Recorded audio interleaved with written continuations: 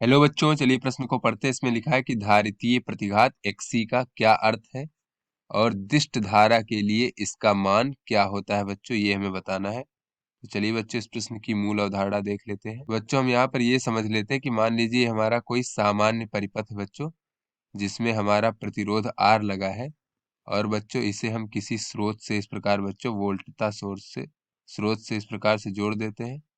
और बच्चों ये हमारे स्रोत का वोल्टता Vs है और बच्चों इसमें धारा I प्रवाहित हो रही है। तो बच्चों हमें पता है कि प्रतिरोध R जो है बच्चों वो धारा के प्रवाह में अवरोध उत्पन्न करता है और बच्चों यही जो है अवरोध जो है ये प्रतिरोध कहलाता है। तो ये V बराबर बच्चों Vs बराबर होता है बहने वाली धारा I और प्रतिरोध R। तो इस प्रकार बच्चों R बराबर होता है Vs भागे I। इसी प्रकार बच्चों अगर हम इस प्रतिरोध में हमारा कोई संधारित्र लगा हो इस प्रकार से, तो ये बच्चों हमारा धारितीय प्रतिरोध धारितीय परिपथ हो जाएगा बच्चों। और बच्चों ये इस प्रकार से Vs हमारा स्रोत का वोल्टता हो जाएगा और इसमें बहने वाली धारा अगर I है बच्चों, तो ये जो बच्चों हमारा संधारित्र है इसकी धारिता अगर C है, तो इस ये भी जो बच्चों संधारित्र है ये परिपथ में धारा के प्रवाह में अवरोध उत्पन्न करेगा। तो यही जो होता है बच्चों धारितीय प्रतिघात होता है, इसे हम XC से प्रदर्शित करते हैं। तो ये XC बराबर इसमें होता है बच्चों Vs भागे I इसी प्रकार से। तो यहाँ पे बच्चों हम कह सकते हैं, चलिए प्रश्न को हल करते हैं और देखते हैं कि धारितीय प्रतिघात XC क्या होता है बच्चों। यहाँ देख लेते हैं बच्चों धारितीय प्रतिघात XC का अर्थ क्या है बच्चों। बच्चों जो हमारा धारितीय परिपथ है, धारितीय परिपथ में धारा के प्रवाह में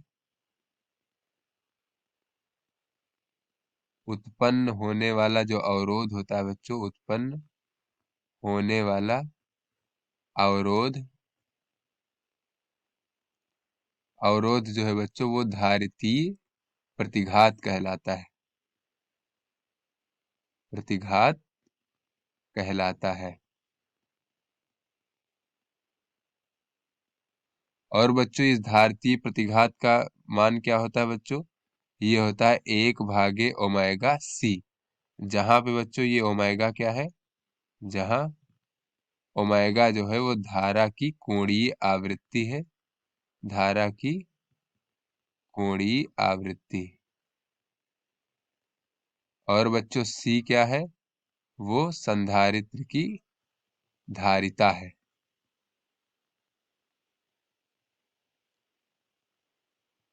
तो बच्चों ये हमारा धारितीय प्रतिरोध हो गया। तो चलिए बच्चों आगे देख लेते हैं प्रश्न में। तो आगे हमसे पूछा गया है कि दिष्ट धारा के लिए इसका मान क्या होता है बच्चों के लिए।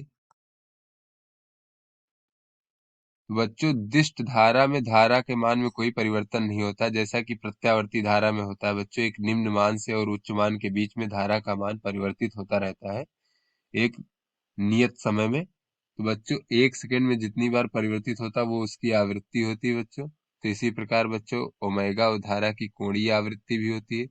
तो यहाँ पर दिष्ट धारा में धारा के मान में कोई परिवर्तन नहीं होता है, तो इसकी जो कोणीय आवृत्ति ओमेगा का मान होता है वो शून्य होता है। तो यहाँ पे बच्चों दिष्ट धारा के लिए अगर हम धारितीय प्रतिरोध XC का मान देखें तो ये हो जाएगा 1/0 गुणे C, अर्थात बच्चों 1/0। तो ये बच्चों हमारा अनंत हो जाएगा। अर्थात बच्चों दिष्ट धारा के लिए धारितीय प्रतिरोध का मान जो है अनंत होता है। तो आशा करते हैं बच्चों ये आपको समझ में आ गया होगा। धन्यवाद।